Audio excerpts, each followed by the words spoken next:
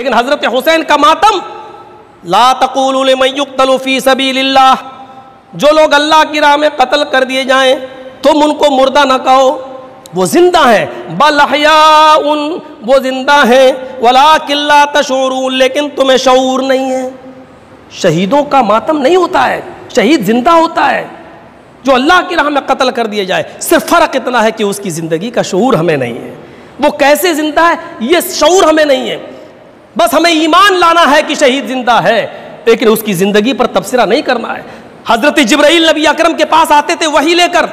نبی کو تو جبرائیل دکھتے تھے لیکن صحابہ کو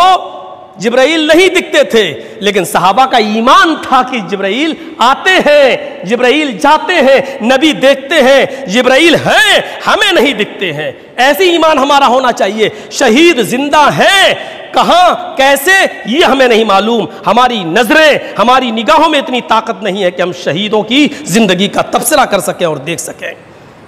شہید زندہ ہے، شہید پر زندہ کے قانون لاگو ہوتے ہیں، شاید آپ کو نہیں معلوم۔ بس آخری بات، جب غزوہ بدر کے اندر جو صحابہ شہید ہوئے، غزوہ احد کے اندر جو صحابہ شہید ہوئے، 70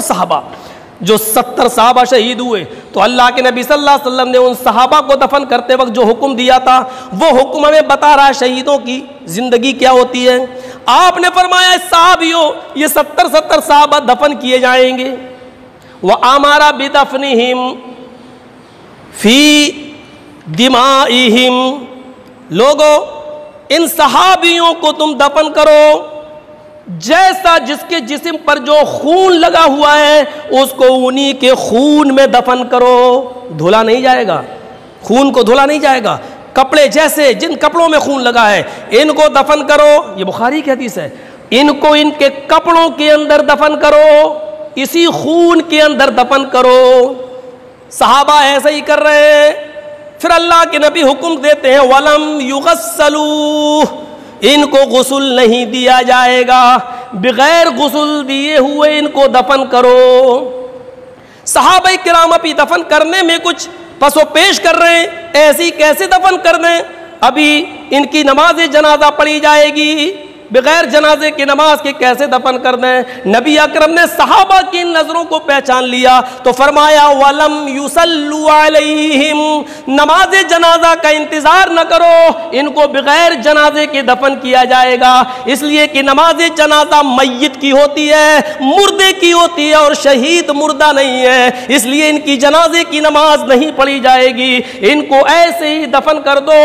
ایسی انہی کپڑوں میں انہی خون کی حالت میں بغیر غسل دیے ہوئے بغیر نماز جنازہ پڑھے ہوئے ان کو دفن کر دیا گیا۔ میرے بھائیوں یہ حدیث ہمیں بتلا رہی ہے کہ شہید زندہ ہے، لیکن شہیدوں کی زندگی کا علم ہمیں نہیں ہے، وہ اللہ ہی جانتا ہے، وہ اللہ ہی کو اس کا علم ہے، اس لیے جو زندہ ہے اس کا ماتم نہیں کیا جاتا۔ خود اللہ کے نبی فرماتے ہیں قیامت کے دن اگر اللہ رب العالمین مجھے اجازت دے گا تو میں اتنا بولوں گا اور میری تمنا یہ ہوگی کہ میں میدان جنگ میں لڑوں، لڑ کر شہید کر دیا جاؤں، پھر اللہ مجھ سے پوچھے میں پھر دنیا میں جانے کی تمنا کروں، میں دوبارہ لڑوں اور لڑ کر پھر شہید کر دیا جاؤں، پھر اللہ مجھ سے پوچھے میں پھر جنت میں جانے کے بجائے پھر دنیا میں آنے کی کوشش کروں گا اور تمنا کروں گا کہ اللہ مجھے دنیا میں دوبارہ بھیج تاکہ میں پھر جنگ کروں، لڑوں، جہاد کروں اور شہید ہو جاؤں۔ کیوں؟ کیونکہ شہادت کا جو مقام اور درجہ جنت کے اندر ہے وہ جب شہید اپنی آنکھوں سے دیکھے گا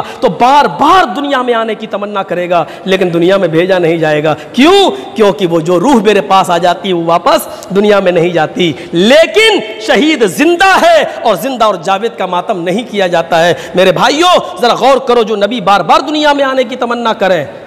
پھر اس شہادت پر کوئی آدمی روئے اور ماتم کرے، اس سے بڑی بے وقوفی اور کیا ہوگی، اس سے بڑا پاگل پن کیا ہوگا۔